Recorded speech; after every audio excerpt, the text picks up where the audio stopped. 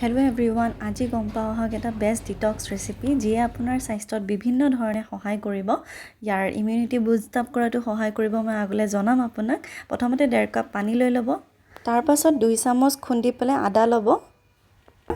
পুদিনাত ল'ব লাগিব আপুনি 5টা ফ্ৰেছ পুদিনাৰ পাত লৈ ল'ব আৰু লগতে 2টা স্লাইচ নেমু কাটি ল'ব।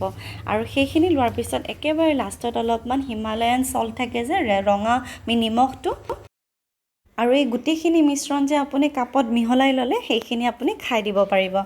আৰু এনে কৰিলে ডিটক্স ৱাটাৰ যদি আমি সদায় 1 কাপ খাওঁ, ৰাতিপুৱাই হওক গধূলিয়ে হওক, তেন্তে আমাৰ ইমিউনিটি বুষ্ট আপ কৰাত সহায় কৰাৰ লগতে আমাৰ এনাৰ্জিটো ৰাখে, লগতে আমাৰ গ্লোয়িং স্কিনত সহায় কৰে আৰু আমাৰ ইমোচনেল হেল্থ বিল্ড আপ কৰে আৰু বিভিন্ন ধৰণৰ তেনেকুৱা বেনিফিট আমি দেখিবলৈ পাওঁ। আৰু প্ৰধান মেইন বেনিফিটটো হ'ল যে আমাৰ খাদ্য হজম হোৱাৰ ক্ষেত্ৰত ডিটক্স ৱাটাৰে বহুত সহায় কৰে। সেয়েহে আপোনালোকে এইটো ট্ৰাই কৰিব পাৰে।